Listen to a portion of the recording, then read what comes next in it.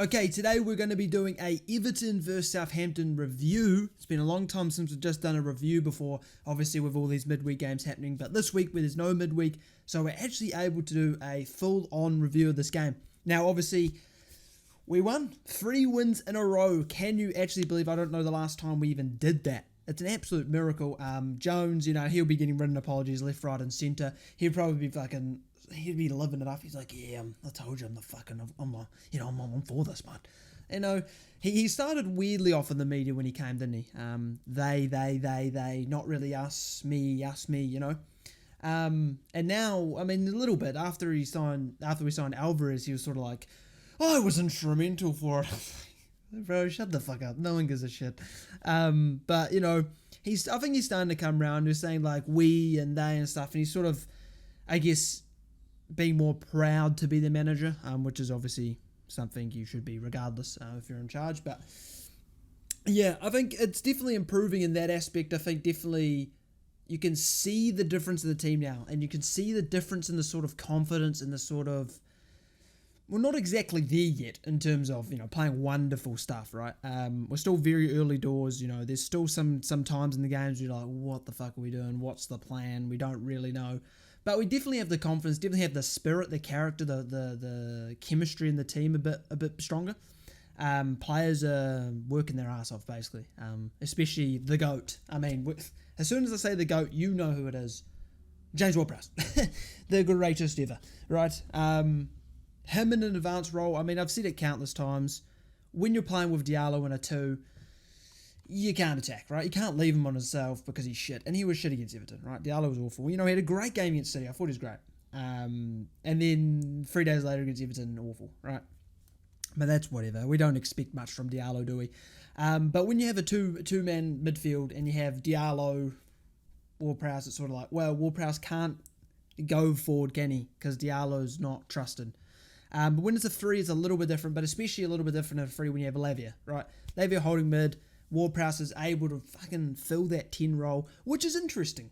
I personally would have thought I'd never seen Ward-Prowse going into a 10 role, but because he's more of a box-to-box sort of, yes, he does a lot of offensive work, but he also does a lot of defensive work. But he seems to be at that 10, and I think I know why, right? Obviously, he's a brilliant technician, right? We all know he's great on the ball, he's great at passing, he's great at creativity, right? We all know that. But what I think is actually the main reason as to why he's been put in that 10 role is because his pressing ability is probably the best in the team by a mile, right?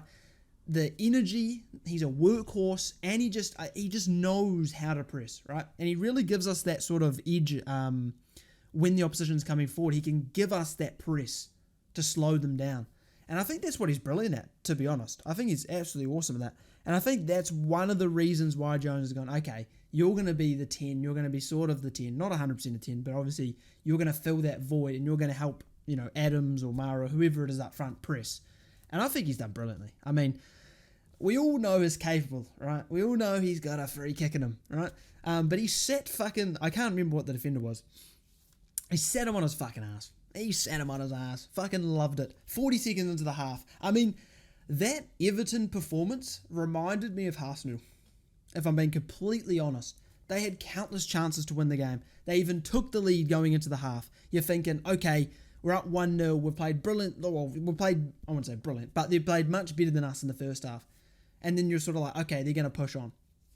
And they conceded in 40 seconds. And you're thinking, this is exactly what Arsenal was like. First half, we may have the lead. We played well. Should be up maybe 1 or 2, right? And then the second half comes in, you're thinking, okay, focus for the first maybe minute. And then it's just concede, right? And that, to do that to a team, felt fantastic. It felt fantastic going into halftime like, we've not been the greatest, such and such shouldn't be on the field, blah, blah, blah. Come out, no changes are made. And then boom, it just happens. 40 seconds and Ward-Prowse sits someone on his ass, slots it. And it's a fantastic feeling. So I feel kind of bad for Everton because I'll be honest, Everton were the better team in terms of chances created, right? They had some brilliant chances, but it's just a Ward-Prowse special, isn't it? It's just a Ward-Prowse. Now obviously, Lampard, is he starting, is he going? I've said it, I don't think he's good enough manager. I think Everton have the players. Obviously, there's board issues, chairman issues. There's always issues, right? When a club's falling like that, there's always issues not on the football field, right? We all know that. I mean, Southampton, for us, it was the same thing. The chairman, board, and all that had no clue what they were doing.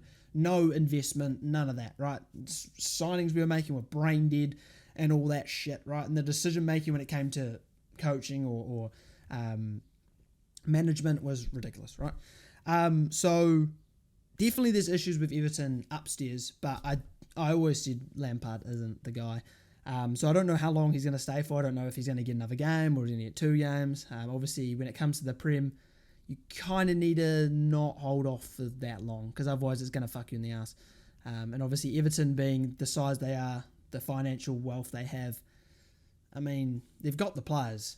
I mean, Calvert-Lewin, you've got Damari Gray, you've got Onana. Onana was fucking brilliant, by the way. They've got the players to easily start, should be pushing top 10, as I said in my preview. So it'd be interesting to see if Lampard goes or not. I think he should go, personally. But that's just my preference. Well, not really preference, I guess, what I think, right? Because, I mean, it wouldn't really change anything for me. But I do think Everton will stay up. I think as soon as they sack Lampard, they'll be fine. As soon as they get someone who comes in, kicks them up the arse, and then whether they go on from the next season and grow and get better, who knows? But I think they'll stay up. But what I have to say is that 3 wins in a row is huge for us. I mean, coming into another game against Villa, we have a week off. Coming into a game against Villa. Obviously, Villa have had a bit of a resurgence under Unai Emery, which is, expected, really. It's not going to be an easy game at all. Villa have got some brilliant players. But, I mean, we've hit form. We've beat a City side that obviously wasn't their first string, but a City side's a City side. We've beaten Everton side who have been struggling, but player-wise, they've got some great players. We've got Palace, who have some great players as well. So, we've beat 3 good teams, right? All good enough, right? Better than us, we should say. So, going to the Villa game, I'm feeling confident, which is a bit nerve-wracking because I've never been confident for fucking years in a game. But it's looking up, right? It's looking up. Hopefully, by the time we play Villa, maybe we get a striker and maybe we get someone else in. Obviously, Alvarez had a little cameo, but he was just slipping over the whole time. Orsic didn't come on at all, which I thought was odd, but that's that, I guess. But yeah. And I also got the prediction right. I said 2-1 Saints, boys. 2-1 Saints. No one believes in me. I am a psychic from the future. To be fair, Urban, shout out to you, mate. You're a fucking wizard. This guy has predicted like the right thing 3 times. Who's going to score fucking the result and all that shit. He's like, yeah, Ward-Prowse will get a goal, blah, blah, blah, blah. Yeah, Armstrong will get a goal against Palace. Oh, we'll beat City. How does he know? I don't know. He may be from the future. But anyway, if you enjoyed this video, like, subscribe, and I will see you guys on Tuesday night for a FIFA stream if you want to join. Other than that, it will be on Thursday morning for a preview for the Villa game, and then obviously on Saturday afternoon we'll be playing Villa, and I'll be there. Well, not there in person, obviously. I'm on the fucking other side of the world, but you know what I mean. In the watch along, right? So put that in your calendar, mate. What is it? 3? I think it's at 3. So 2:50. Be there, right? Like, subscribe if you enjoyed, and I'll see you guys next time.